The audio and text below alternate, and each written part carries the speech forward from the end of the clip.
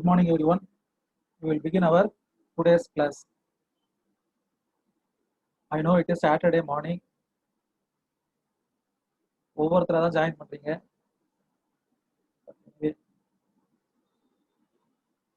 will see two sections today. Okay, not much. ரெண்டு section தான், ஆனா ஃபுல்லா எடுத்துருவேன் அப்படிங்களா? என்ன பண்றது? Have to do justice. Yeah, what I take. சரி, நாம இன்னைக்கு பார்க்க போற செக்ஷன்ஸ் என்னன்னு பாத்தீங்கன்னா, sections discussing priority of rights.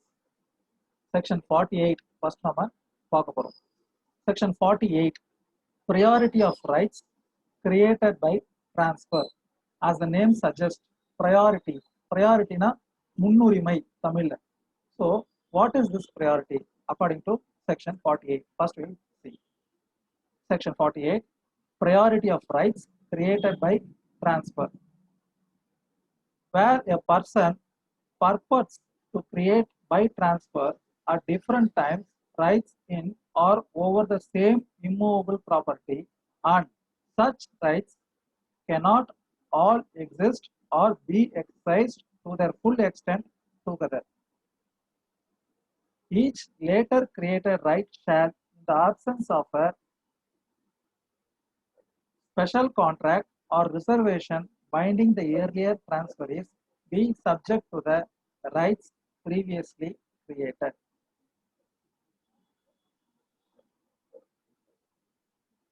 ஒரு immovable property, we all know the sections which we are now discussing are only with regard to immovable property.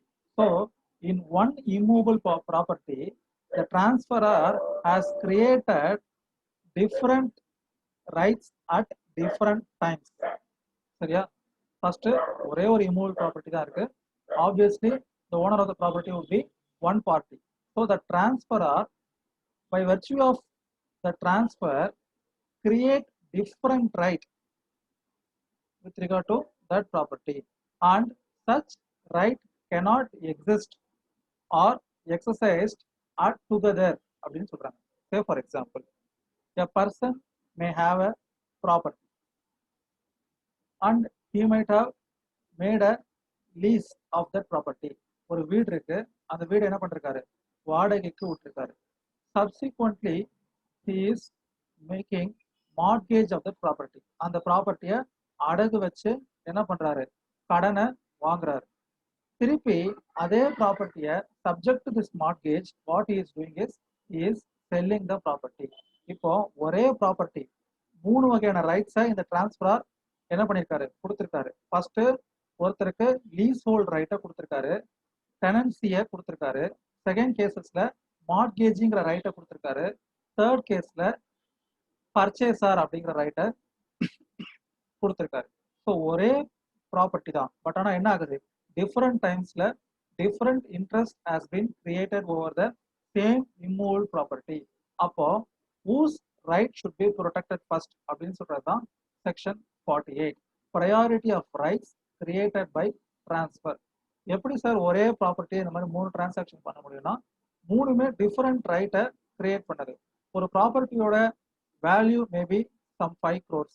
He had mortgaged it for 20 lakhs. So balance he has 4 crore and 80 lakhs. So அப்போ அவர் என்ன பண்ணலாம்? ஒரு sale கூட பண்ணலாம், subject to the redemption of mortgage. So இப்போ சப்சிக்வெண்டா அவர் அந்த mortgage பண்ண ப்ராப்பர்ட்டியை, அடகு வச்ச ப்ராப்பர்ட்டியை இன்னொருத்தருக்கு விற்கிறாருன்னா, he has the right to redeem the property after paying back the mortgage money. எவ்வளவு ரூபாய்க்கு அடகு வச்சிருக்காரோ அந்த ப்ராப்பர்ட்டியை subsequent transferee should repay at the time of redemption. அந்த மார்ட்கேஜ் பீரியட் முடியும் போதோ இல்ல அதுல இருக்கக்கூடிய கண்டிஷன்ஸ் ஸ்டிப்புலேட் ஆகும் போதோ என்ன பண்ணணும்? once he repays that, then he would get absolute interest over the property. So இந்த priority of rights, ஏன் இந்த priority of rights அப்படின்னு நான் ஒரு வார்த்தை சொல்றேன்னு வச்சுக்கோங்களேன். say for example, இப்போ இதே ப்ராப்பர்ட்டி சேம் இல்லஸ்ட்ரேஷன் எடுத்துக்கலாம். ஃபர்ஸ்ட் ஒருத்தர்கிட்ட என்ன பண்ணிருக்காரு? ரெண்ட்டுக்கு விட்டுருக்காரு. ஸோ அந்த ரெண்ட்டுக்கு இருக்கிற பர்சன் ஒரு மணியை என்ன பண்ணிருப்பாரு? லெட்டின் பண்ணிருப்பாரு. அந்த ப்ராப்பர்ட்டிக்காக அட்வான்ஸ் பே பண்ணிருப்பாரு, மந்த்லி ரெண்ட் பே பண்ணிருப்பாரு, எக்ஸெட்ரா எக்ஸெட்ரா. சப்சிக்வெண்ட்லி அந்த ப்ராப்பர்ட்டியை வச்சு பேங்க்ல என்ன பண்ணிருக்காரு? மார்ட்கேஜ் பண்ணி லோன் வாங்கியிருக்காரு. Unfortunately he could not repay the loan.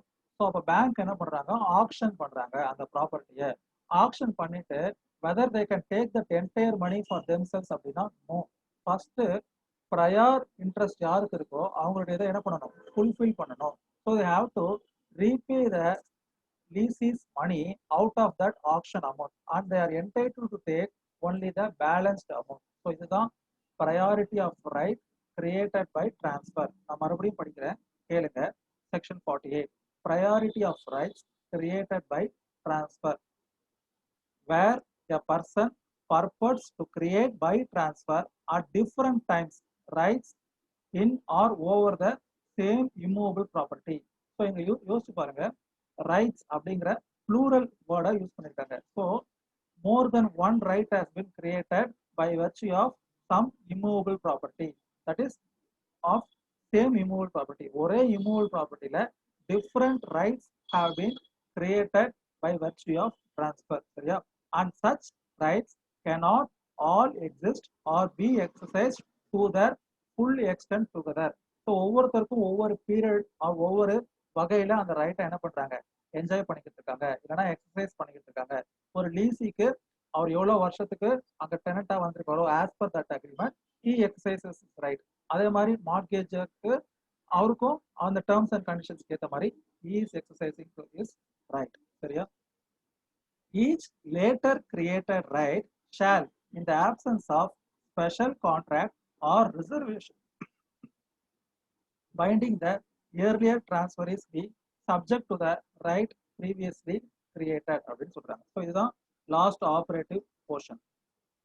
Each later created right is subject to the right previously created அப்படின்னு சொல்றாங்க. ஸோ now சப்போஸ் நான் சொன்ன எக்ஸாம்பிள்ல ஃபர்ஸ்ட் லீஸ் தென் மார்ட்கேஜ் தென் சேல் அப்படின்னா the outcome of mortgage is binding on the outcome of lease. Sale வந்து binding on lease and mortgage. ஆனா ரெண்டு exception சொல்லியிருக்காங்க. என்ன exception? in the absence of a special contract or reservation binding the earlier transferees. So சப்சிக்வெண்டா first பண்ண டிரான்ஸ்ஃபர்ல ஏதாவது ஒரு டேர்ம்ஸ் அண்ட் கண்டிஷன்ஸ் போட்டிருக்காங்க. என்ன பண்ணிருக்காங்கன்னா, if subsequently I am selling this property at the time of lease to some third person, then you automatically have to evict this property or vacate this property ன்னு ஏதாவது ஒரு condition போட்டிருக்காங்கன்னா, then he cannot say I has the right of my right should be created first. என்னோட இதை வந்து first satisfy பண்ணணும்னு அவர் சொல்ல முடியாது. ஒரு கான்ட்ராக்ட் இருக்கு, இல்ல அந்த அக்ரிமெண்ட்லயே ஒரு ரிசர்வேஷன் இருக்கு அப்படின்னா then he is duty bound to do. அது ரெண்டுமே இல்ல. அட் நார்மல் சர்க்கம்ஸ்டன்சஸ் இந்த மாதிரி ஒரு மல்டிபிள் ரைட்ஸ் கிரியேட் பண்றாங்க அப்படின்னா always the later right should give way to the prior right. யாரு முதல்ல ஒருத்தங்களுக்கு ஒரு அதிகாரம் இல்ல உரிமை இருக்கோ அதை ஃபர்ஸ்ட் என்ன பண்ணணும், ஃபுல்ஃபில் பண்ணணும். சரியா? ஸோ இந்த செக்ஷன் 48 அப்புறமா இதோட சேர்த்து நம்ம இன்னொரு செக்ஷன் பார்க்க போறோம். செக்ஷன் 78 மார்ட்கேஜ்ல வரக்கூடிய section. Section 78 is an exception to section 48. இப்போ இந்த ரெண்டு செக்ஷனையும் என்ன சொல்லுவோம் அப்படின்னா, ஒரு மேக்ஸிம் இருக்கு, அதை நான் இப்ப டைப் பண்றேன். qui prior est tempore posterior est jure. இந்த மேக்ஸிமுக்கு பேர் என்னன்னா, he who is first in time is first in law அப்படின்னு அர்த்தம். இப்போ இதுக்கான மீனிங்கை டைப் பண்றேன்.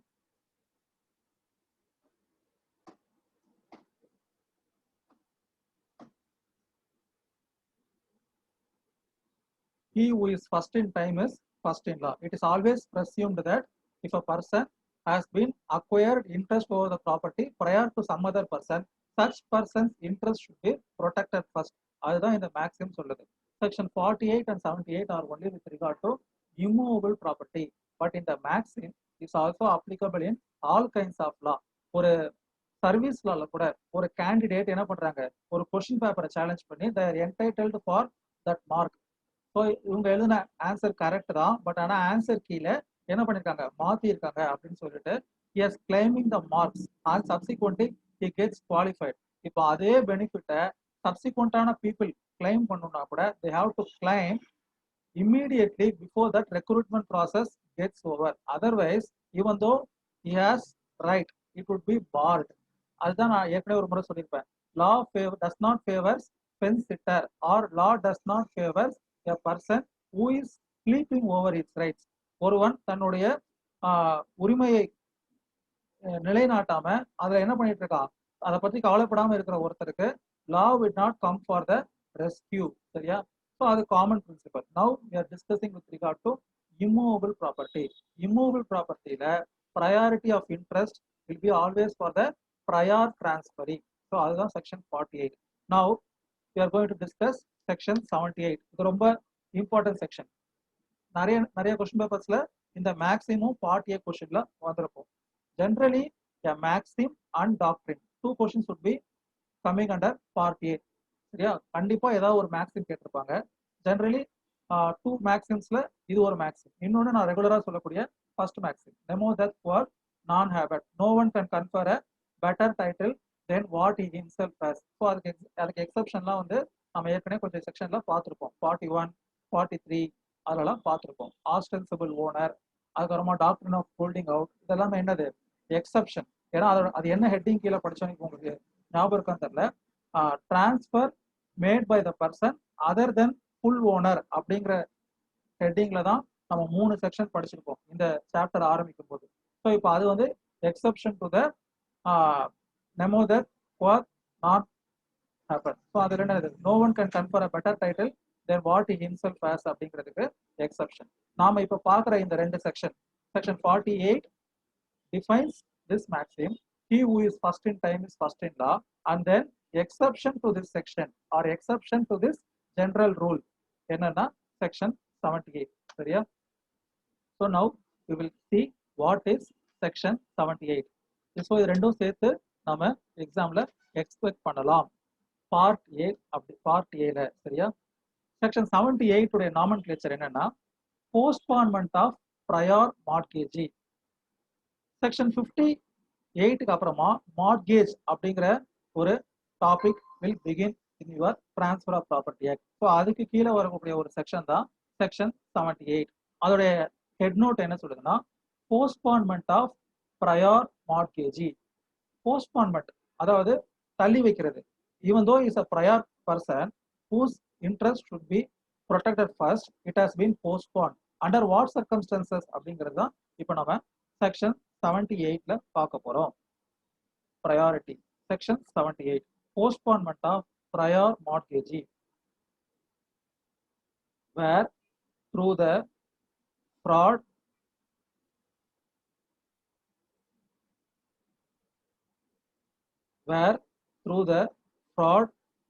one, fraud 2, misrepresentation, or 3, gross neglect of prior mortgagee, another person has been induced to advance money on the security of the mortgaged property, the prior mortgagee shall be postponed to the subsequent mortgagee. So normally prior interest should be protected as per section 48. அதுல மாற்று கருத்தே கிடையாது. ஆனா section 78ல under 3 conditions that prior mortgage's interest is postponed அப்படின்னு சொல்றாங்க. ஏன் அப்படின்னா முதல்ல அந்த கண்டிஷன்ஸை எழுதுவோம். செக்ஷன் 78 சொல்லக்கூடிய first condition fraud, second condition misrepresentation,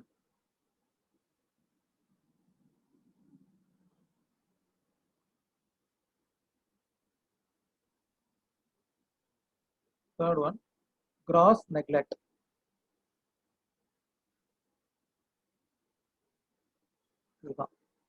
இந்த 3 விஷயங்கள் இருந்தா இந்த 3 விஷயங்களை யார் பண்ணிருக்கணும் அப்படிங்கிறது இந்த செக்ஷனை உன்னிப்பா கவனிச்சிருந்தீங்கன்னா புரிஞ்சிருக்கும். இன்னொரு வாட்டி படிக்கிறேன், கவனிங்க. where through the fraud, misrepresentation or gross neglect of prior mortgagee. So you should read it as where through the fraud of prior mortgagee, where through the misrepresentation of prior mortgagee, or where through the gross neglect of prior mortgagee. புரியுதா? So prior mortgageயோட செயலினால subsequently some person has lent money.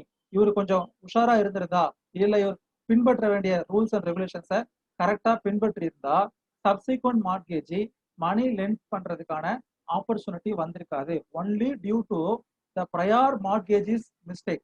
In the mistake, the above three mistakes: fraud, misrepresentation, gross neglect of prior mortgagee, another person, அதாவது subsequent ரெண்டாவதா ஒருத்தர் same property என்ன பண்றாரு, another person has been induced to advance money on the security of the mortgaged property.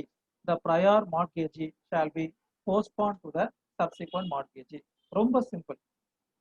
இப்போ நம்ம பேங்க்ல போயிட்டு ஒரு ப்ராப்பர்ட்டியை வச்சு லோன் வாங்குறோம்னு வச்சுக்கோங்களேன், மார்கேஜ் பண்றோம் ஒரு ப்ராப்பர்ட்டியை, சரியா?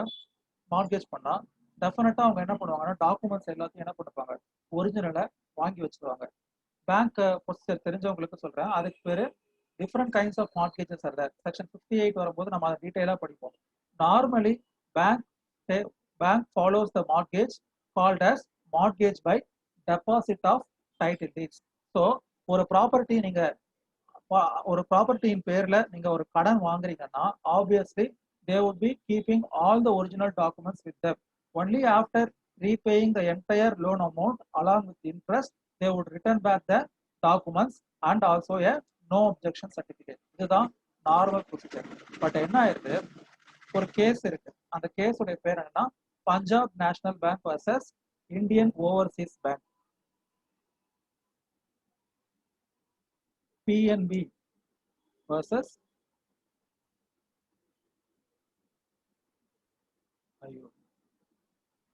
ஸோ இந்த கேஸ்ல என்ன ஆகுதுன்னா, அந்த client of the Punjab National Bank has obtained some money by mortgaging his property. Later, he is approaching the bank and stating that now I am getting a better buyer of this property. ஆனா அவருக்கு இந்த property மார்கேஜ்ல இருக்கு அப்படின்னு சொன்னா he would not pay the market value of the property. அவரு குறைச்சு கொடுக்கறதுக்கு வாய்ப்புகள் இருக்கு. ஸோ அதனால என்னால இந்த லோன் அடைக்கவும் முடியாது, எனக்கும் பாதிப்பு இருக்கும். ஸோ நீங்க எனக்கு ஒரிஜினல் டாக்குமெண்ட்ஸை கொஞ்ச காலத்துக்கு கொடுங்க, நான் உங்களையும் கவனிச்சுக்கிறேன் அப்படின்னு சொல்றாரு.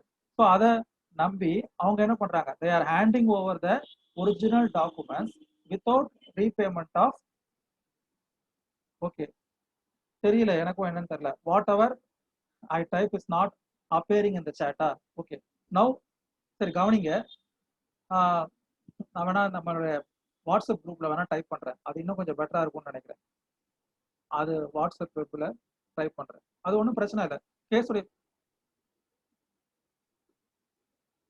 கேஸுடைய பேரு PNB Punjab National Bank versus IOB Indian Overseas bank. So இந்த கேஸுடைய ஃபேக்ட்ஸ் என்னன்னா, the customer who had mortgaged the property by in disguise he is asking the bank to return the document stating that he had got a better buyer, and so once he sold the property everything would be settled and he would also become safer அப்படின்னு சொல்றாரு. So அதை நம்பி என்ன பண்றாங்கன்னா, the banker, that is the prior mortgagee, who are not supposed to give the original documents until the loan is completed and handing over the original document. So அதை சப்சிக்வெண்டா அவர் என்ன பண்றாருன்னா இன்னொரு பேங்க்ல மார்கேஜ் பண்ணி மறுபடியும் லோனை ரைஸ் பண்றாரு. சப்சிக்வெண்டா அவரால் ரீபே பண்ண முடியல. So they are going for action. So அந்த ப்ராப்பர்ட்டியை சப்சிக்வெண்ட் பேங்க் ஆக்ஷனுக்கு விடும்போது அந்த ப்ரையார் பேங்க் என்ன பண்றாங்கன்னா, அப்போ தெரிஞ்சுக்கிட்டு they are coming to the court stating that they are prior mortgagee, so their debt has to be realized first. அதுல இருந்து வரக்கூடிய அந்த ஏல தொகையில முதல்ல எங்க கிட்ட தான் கடன் வாங்கியிருக்காரு, ஸோ அதை செட்டில் பண்ணிட்டு தான் மீதி தொகையை சப்சிக்வெண்டா மார்கேஜ் பண்ணவங்களுக்கு கொடுக்கணும் அப்படின்னு சொல்றாங்க. Then the court says it is only due to your gross neglect of prior mortgagee. Knowingly or unknowingly you have made that thing to happen. நீங்க அந்த ஒரிஜினல் டைட்டில் டீட்ஸை அவருக்கு ஹேண்ட் ஓவர் பண்ணாம இருந்திருந்தா then the subsequent mortgagee would not have suffered this loss, or they would not have lent money, or they would not have advanced money on the same immovable property which is mortgaged earlier. அந்த ப்ராப்பர்ட்டியோட மதிப்பே 10 lakhs தான். Already you have lent 8 lakhs ன்னு சொல்லும்போது they would not lend the same 10 lakhs amount again. They have lent it on the belief that there was no encumbrance on this property. இந்த ப்ராப்பர்ட்டில எந்த ஒரு வில்லங்கமும் இல்லை, இது அவருடைய அப்சல்யூட் ப்ராப்பர்ட்டி அப்படிங்கிற ஒரு நம்பிக்கையை யார் விளைவிச்சா அப்படின்னு கேட்டீங்கன்னா, the prior mortgagees conduct had led this subsequent mortgage to take place. அவர் கரெக்டா இருந்திருந்தா, இந்த மாதிரி ஒரு சூழ்நிலை வந்திருக்காது. ஸோ இதுவும் ஒரு ஈக்விட்டி பிரின்சிபல் தான். One who has done the wrong cannot seek remedy under the same wrong. So அவரே தவறு செஞ்சுக்கிட்டு சப்சிக்வெண்டா ஒரு டிரான்சாக்ஷன் நடக்க அனுமதிச்சுட்டு later he cannot come to the court stating that such thing has happened. So இதுதான் section 78, postponement of prior mortgagee. So this postponement of prior mortgagee is available only for three reasons: one, fraud; two, misrepresentation; and three, gross neglect. In all those three circumstances, it should be done only by a prior mortgagee, not by the transferor. Transferor பண்ண விஷயங்களுக்கு இது பொருந்தாது. Say for example, அடையாறுல ஒரு இம்மூவல் property இருக்கு. அந்த இம்மூவல் ப்ராப்பர்ட்டியோட worth வந்து 10 crores. So first ஒருத்தர் கிட்ட 2 crores மார்கேஜ் பண்றாங்க, சப்சிக்வெண்டா செகண்ட் ஒருத்தர் கிட்ட 5 crores மார்கேஜ் பண்றாங்க.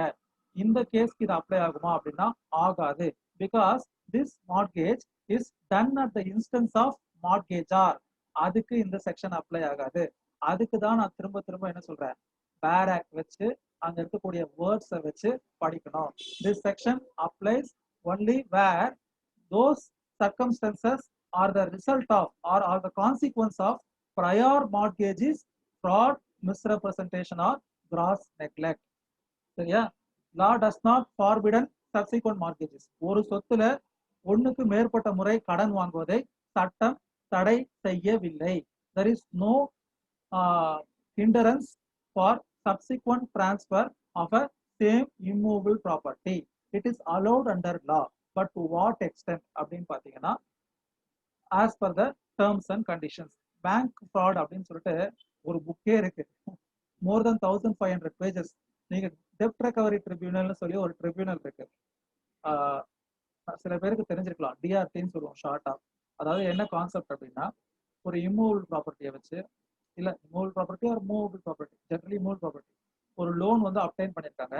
அந்த லோன் அமௌண்ட்டுடைய principal amount if it is more than 10 lakh of rupees, you have to approach DRT. If it is less than 10 lakh of rupees, you have to approach city civil court. So அதுதான் initially Chennai jurisdiction உள்ள இருக்கிற பேங்க்குகளுக்கு TRT Chennai அப்படின்னு இருக்கு. அதே மாதிரி zone wise it is there. Now they have advanced the amount to 25 lakhs நினைக்கிறேன். அது இன்னும் நோட்டிஃபை ஆயிடுச்சா இல்லையான்னு தெரியல. சரியா? ஸோ இப்போ பேங்க்ல இப்போ சிட்டி சிவில் கோர்ட்ல இருந்து நோட்டீஸ் வந்திருக்கு, சம்மன் வந்திருக்கு with regard to the loan obtained from a person after giving security. Normally bank gave loan only after getting security. ஏதோ ஒரு வகையில ஒரு சொத்தை வாங்கி வச்சுக்கிட்டு தான் அதன் பேர்ல அவங்க என்ன பண்றாங்க, கடன் கொடுக்குறாங்க. Subsequently if the person is not able to repay the loan amount அப்படின்னா they would auction this and they would get back the amount which they have lent along with the interest. சரியா? So இந்த டெப்ட் recovery ட்ரிபியூனல்ல 10 lakhsக்கு மேல இருந்தா they will file. So இந்த டிஆர்டில பண்றவங்களுக்கு இந்த விஷயங்கள் எல்லாம் தெரியும். சில நேரங்கள்ல பேங்க்ல இருக்கிறவங்களே கூட கொல்யூஷன்ல இந்த மாதிரியான விஷயங்களை செய்வாங்க. Fraud, misrepresentation, cross neglect. அப்புறம் வந்து நான் என்ன சொல்ல வரேன்னா, இந்த பேங்க் ஃப்ராடை பத்தி ஒரு பெரிய புக்கே இருக்குன்னு சொன்னேன். ரொம்ப சுவாரஸ்யமா இருக்கும். ஆனா ப்ராக்டிக்கலா பாத்தீங்கன்னா, almost in maximum number of cases what is the reason for bank fraud அப்படின்னு பார்த்தீங்கன்னா, under valuing of over valuing of a property. So பேங்க்ல ஆடிட்டிங்னு ஒன்று வந்து அதுக்கப்புறமா தான் they are finding the fault or something. அதுக்குள்ள த டைம் கெட்ஸ் ஓவர். அதுக்குள்ள வாங்கினவங்க என்ன பண்ணிடுறாங்கன்னா they are fleeing away from the justice. என்ன பண்ணியிருப்பாங்க, ஒரு ப்ராப்பர்ட்டியை காமிச்சிருப்பாங்க. அந்த ப்ராப்பர்ட்டி திண்டுக்கல் பக்கத்துல எங்கேயாவது இருக்கும், இல்ல வேற எங்கேயாவது இருக்கும், தூத்துக்குடி பக்கத்துல. ஸோ அந்த ப்ராப்பர்ட்டியை என்ன பண்ணியிருப்பாங்கன்னா, தேவோட அந்த பேங்க்லேயே ஒரு சர்வேயர் இருப்பாங்க. அந்த சர்வேயருக்கும் இவங்களுக்கும் ஏதோ ஒரு டேர்ம்ஸ்ல என்ன பண்றாங்கன்னா, they are over valuing the property. அந்த ப்ராப்பர்ட்டி 5 லட்ச ரூபா தான் போயிருக்கும், ஆனா தேவோட mention it as 15 lakhs. So அதுல இவ்வளவு பர்சன்டேஜா லோனா கொடுக்கலான்னு சொல்லும் போது bank would obviously sanction loan more than the actual value of the property. அப்ப அதுல ஒரு டிஃபால்ட் ஆயிடுச்சு, அதை ரீபே பண்ண முடியலன்னா even after auctioning the property bank would not be in the position to get back the money. So அப்போ அந்த internal ஆடிட்டிங்ல நிறைய லேக்குனஸ் இருக்கு. அது எல்லாருக்குமே தெரியதான் செய்யுது. அது தெரிஞ்சுமே கூட இந்த மாதிரி தவறுகள் தொடர்ந்து நடந்துகிட்டு தான் இருக்கு. இந்த டிஆர்டி ப்ரொசீடிங்ஸ்க்கு இன்னொரு பேர் என்ன அப்படின்னு பாத்தீங்கன்னா சர்ஃபாசி ப்ரொசீடிங்ஸ் அப்படின்னு சொல்லுவாங்க. ஏன்னா அந்த ஆக்டுக்கு பேரு securitisation and reconstruction of financial assets act அப்படின்னு பேரு. அதை ஷார்ட்டா சுருக்கும் போது சர்ஃபாசி அப்படின்னு வரும். SAERFASI. ஸோ இந்த டிஆர்டி டெப்ட் ரெக்கவரி ட்ரிபியூனல் நடக்கக்கூடிய ப்ரொசீடிங்ஸுக்கு என்ன பேரு, இன்னொரு பேர் என்னன்னு பாத்தீங்கன்னா சர்ஃபாசி ப்ரொசீடிங்ஸ் அப்படின்னு சொல்லுவாங்க. ஏன்னா the act governing the procedure before the டெப்ட் recovery tribunal is a SARFAESI act. So அந்த ஆக்டுக்கு கீழே தான் every process or every proceedings will be take place in the டெப்ட் ரெக்கவரி ட்ரிபியூனல். சரியா? சென்னையில ஸ்பென்சர் பிளாசா இருக்கக்கூடிய காம்ப்ளெக்ஸ்ல இருக்கு தேவா டவர்ஸ். இப்போ அதுக்கோட புது பேரு தேவா டவர்ஸ். ஸோ அங்க 6th ஃப்ளோர்லயும் இருக்கு டிஆர்டி சென்னை. சரியா? ஸோ அதோட jurisdiction Chennai, Kanchipuram, etcetera etcetera. So அதெல்லாம் வரும் இந்த டிஆர்டியில்.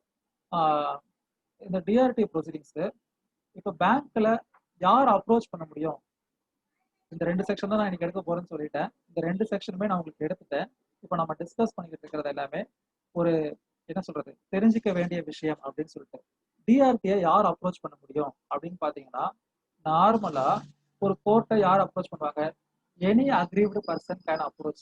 ஆனா டெப்ட் ரெக்கவரி ட்ரிபியூனலை யார் அப்ரோச் பண்ண முடியும்னா பேங்க் மட்டும்தான் அப்ரோச் பண்ண முடியும். Who have Lent the loan. அப்போ லோன் அமௌண்ட் 10 lakhs மேல இருக்கு அப்படின்னு சொன்னா அந்த bank would file an application, OAன்னு சொல்லுவோம், original application, before the DRT stating that such and such steps have been taken by us. அவங்க ஒரு ஃபுல் பஞ்ச் ஆஃப் பேப்பர்ஸை வச்சிருப்பாங்க. உங்களோட லோன் அப்ளிகேஷன், சாங்ஷன் லெட்டர், அதுக்காக அவங்க உங்ககிட்ட இருந்து வாங்கின ப்ரோ நோட் கையெழுத்து, அதுக்கப்புறமா அந்த டைட்டில் டீட்ஸோட டாக்குமெண்ட்ஸ் எல்லாமே. ஸோ அந்த சர்ஃபாசி ப்ரொசீடிங்ஸ்ல அவங்க என்ன கேட்பாங்கன்னா they would approach the court and seek permission to initiate SARFAESI proceedings. நாங்க எல்லா டியூ ப்ராசஸ் ஆஃப் லாவும் ஃபாலோ பண்ணிட்டோம், அதனால இந்த ப்ராப்பர்ட்டியை ஆக்ஷன்ல விடுறதுக்கு எங்களுக்கு அனுமதி வேணும்னு கேட்பாங்க. அவ்வளவுதான். அதுக்கு ஒரு கோர்ட்டு, ஒரு ப்ரொசீஜர். ஸோ இப்போ அந்த டிஆர்டி ப்ரொசீடிங்ஸ்ல பர்மிஷன் வாங்கினதும் சிம்பாலிக் பொசிஷன் சொல்லுவாங்க. செக்ஷன் 13ல டிஆர்டி ஆக்ட்ல symbolic possession. So court will not do anything directly, only by public notice in newspapers. Everything would be finished. They will just affix a piece of paper in the premises of the property, and everything else they would not involve directly by only virtue of paper advertisement stating that on the scheduled premises, due to the loan amount of this person and the due amount of this amount, and due to the order of the DRT in so and so case number, the authorized officer has taken symbolic possession of this property. So any person having interest over the property can inform the bank within these much days. அப்படிங்கிற மாதிரி regular procedure தான். So அதெல்லாம் கொடுத்துட்டு and later they would perform the auction and they would realize the loan amount. சரியா? So இப்போ இந்த bank லோன்ல starting procedure என்னன்னா என்பிஏவா ஆனதுக்கு அப்புறமா NPA or non performing asset, அதுக்கு இன்னொரு பேரு பேட் லோன் அப்படின்னு பேரு. நீங்கள் வாங்குற லோனை ஒரு குறிப்பிட்ட பீரியட் ஆஃப் டைமுக்கு இன்ட்ரெஸ்ட் பே பண்ணல, ஃபார் 6 months நீங்க ஒரு இன்ட்ரெஸ்ட் பே பண்ணல, இல்ல ஒரு 3 months இன்ட்ரெஸ்ட் பே பண்ணல அப்படின்னா your loan would be declared as bad loan or நான் பெர்ஃபார்மிங் அசட். ஸோ அதுதான் ஃபர்ஸ்ட் ஸ்டெப். ஸோ ஒரு லோன் எடுத்தோம்னா அது பேட் லோன் ஆகாம நம்ம பார்த்துக்கணும். அது எவ்வளவு மந்த் பே பண்ணாம போயிட்டா அது பேட் லோன் ஆயிடுமோ, அவ்வளவு மந்த் டியூ வைக்காம 6 months பே பண்ணாம போயிட்டா பேட் லோன் ஆயிடும், இல்ல என்பிஏவா டிக்ளேர் பண்ணிடுவாங்கன்னா at least you have to ensure that you are keeping the balances only for 5 months or 2 months. அந்த டேர்ம்ஸ் அண்ட் கண்டிஷன்ஸ்க்கு ஏற்ற மாதிரி பார்த்துக்கணும். அப்படி பார்த்துக்கிட்டா no account will be declared as NPA or bad loan and SARFAESI proceedings எதுவுமே என்ன பண்ண மாட்டாங்க, இனிஷியேட் பண்ண மாட்டாங்க. சரியா? ஸோ சர்ஃபாசி டிஆர்டியை யார் அப்ரோச் பண்ண முடியும்? பாதிக்கப்பட்ட கஸ்டமர் அப்ரோச் பண்ண முடியாது. எப்படி கன்சியூமர் கோர்ட்ல ஒரு பாரதி ஏர்டெல்லோ இல்ல வோடாஃபோனோ அப்ரோச் பண்ண முடியாதோ, அதே மாதிரி டெப்ட் ரெக்கவரி ட்ரிபியூனல் நார்மலா பேங்க்ல லோன் வாங்கின பர்சன்ஸ் அப்ரோச் பண்ண முடியாது. நீங்க தெரிஞ்சுக்கோங்க. ஏன்னா சமீபத்துல கூட எனக்கு ரிலேட்டிவ் ஒருத்தவங்களுக்கு போன் வந்திருக்கு. அவங்க எப்பயோ ஒரு போஸ்ட்பெய்ட் நம்பர் வாங்கியிருக்காங்க. அவங்கள மிரட்டினவங்க என்ன சொல்லி மிரட்டிருக்காங்கன்னா, நாங்க டெல்லியில இருந்து பேசுறோம், ஏர்டெல் ஆஃபீஸ்ல இருந்து பேசுறோம், நீங்க வாங்கின சிம்ல போஸ்ட்பெய்ட் அமௌண்ட்ல 1500 டியூ இருக்கு, நீங்க வந்து அதை ரீபே பண்ணனா you will file a case at consumer court Delhi, அப்புறம் உங்களை அரெஸ்ட் பண்ணி இது பண்ணிடுவோம். They are just threatening. You always ensure no Telecom companies can file a case at consumer court. They are not consumers. Who are consumers? நம்மள மாதிரி இருக்கக்கூடிய சாதாரண மக்கள் தான் கன்சியூமர்ஸ். பட் அந்த போஸ்ட்பெய்ட் சிம் அவங்க யூஸ் கூட பண்ணல கூட, just they have thrown out or something had happen. But they are trying to threaten or coerce people and get back something. 1500 வரணுமா, நீங்க 1000 கட்டுங்க, நம்ம இதோட முடிச்சுக்கலாம் அப்படின்னு சொல்றாங்க. So you should always hear properly or listen properly. Hearing is a common man's term, listening is a advocate's term. So you should listen to the problem. இப்போ அவங்க அப்படி சொன்னதும் நான் என்ன சொன்னேன்னா, very well you proceed with the consumer court. Since you are consumer you can proceed அப்படின்னு சொல்லிடுங்க. நீங்க கன்சியூமரா இருந்தா நீங்க கோர்ட்ல பாத்துக்கோங்க அப்படின்னு சொல்லிடுங்க. Because it is not possible, just their threatening. அதே மாதிரி தான் இந்த டிஆர்டில யார் அப்ரோச் பண்ண முடியும்? பேங்கர் அப்ரோச் பண்ண முடியும். சரியா? நம்மளும் அப்ரோச் பண்ணலாம். பாதிக்கப்பட்டவங்களும் எப்படி அப்ரோச் பண்ணலாம்னா, பை வெர்ச்சி ஆஃப் எஸ்ஏ. எஸ்ஏனா சர்ஃபாசி அப்பீல் அப்படின்னு பேரு. ஸோ ஏதோ ஒரு ஆர்டரை டிஆர்டி பாஸ் பண்ணிருக்குமா, அதை பேஸ் பண்ணி அவங்க ஒரு ஒரு ப்ரொசீடிங்ஸை இனிஷியேட் பண்ணிருப்பாங்களா, அதுக்கு அகெயின்ஸ்டா you can file an appeal. But not a direct original application can be filed before டெப்ட் recovery tribunal. Only a appeal can be filed by the aggrieved individual person who had obtained loan. டைரக்டா நமக்கு ஒரு பாதகம் இருக்கு அப்படின்னா நம்ம டிஆர்டியா approach பண்ண முடியாது. நார்மல் சிவில் ப்ரொசீடிங்ஸ்ல ஒரு சிவில் கோர்ட் அப்ரோச் பண்ணி தான் என்னோட டேர்ம்ஸ் அண்ட் கண்டிஷன்ஸ் இது, என்னோட ப்ராப்பர்ட்டி அவங்க அட்டாச் பண்ண முடியாது, it is an agriculture property R it is my hand craft, இது நான் என்னுடைய லைவ்லிஹுட்டுக்காக வச்சுக்கிற ப்ராப்பர்ட்டி, அதை அவங்க அட்டாச் பண்ணக்கூடாது, எக்ஸெட்ரா எக்ஸெட்ரா. நம்ம அதெல்லாம் டீட்டெயிலாக பார்ப்போம். ஸோ அப்படிங்கிற ஸ்டாண்ட் எடுக்க முடியும். டிஆர்டியில் ஒரு கேஸ், இப்போ அவங்க போட்டிருக்க கேஸ்க்கு நம்ம ஸ்டே வாங்கணும் எக்ஸெட்ரா எக்ஸெட்ரானா அந்த court would say initially you deposit 25% of the loan amount, then we will grant stay or grant extra time அப்படின்னு சொல்லுவாங்க. Before you not even depositing single பண்ணி the court will not allow you to contest the case. அதே தான் ஒரு SARFAESI ப்ரொசீடிங்ஸ்னாலே writ கோர்ட்லயும் அதே தான் பண்றாங்க, TRT கோர்ட்ஸ்லயும் அதே தான் பண்றாங்க. ரிட் கோர்ட்ல என்னன்னா above the DRT they would come to the division bench of the high court stating that இந்த மாதிரி ஆக்ஷனுக்கு பர்மிஷன் கொடுத்துருக்காங்க, அந்த ஆக்ஷனுக்கு ஸ்டே கொடுங்க, only due to this reason we could not repay or already we have repaid but the bank has not properly entered the இது அப்படின்னு சொல்லும் போது the court would say first you deposit this much percentage of the amount, then we are ready to hear you அப்படின்னு சொல்லுவாங்க. So this is the normal procedure. சர்ஃபாஸ் எது கொண்டு வந்தாங்கன்னா பேங்கர்ஸோடைய ரைட்டை protect பண்ணணும், லென்த்தி ப்ரொசீடிங்ஸ்னு சொல்லி அவங்கள அலைய வைக்கக்கூடாதுங்கிறத சர்ஃபாசி ப்ரொசீடிங்ஸ் பண்ணாங்க. those proceedings are good, but before that internal management in bank is very much worst. ப்ராப்பரா ஒரு ஆடிட்டிங் பண்ணி ஒரு ப்ராப்பர் வேல்யூ இருக்க ப்ராப்பர்ட்டிக்கு கரெக்டான லோன் அமௌண்ட் கொடுத்து எல்லாம் பண்ணாங்கன்னா இந்த மாதிரி 13,000 crores 19,000 crores 1,000 crores loan sanction பண்றதுக்கு வாய்ப்பே கிடையாது. Because original valuation of the property would not be that much amount. Everything is legitimate. சரியா? So that's all for today's class. Have a happy weekend. Happy Onam to all. We'll see you on our next class. Thank you everyone.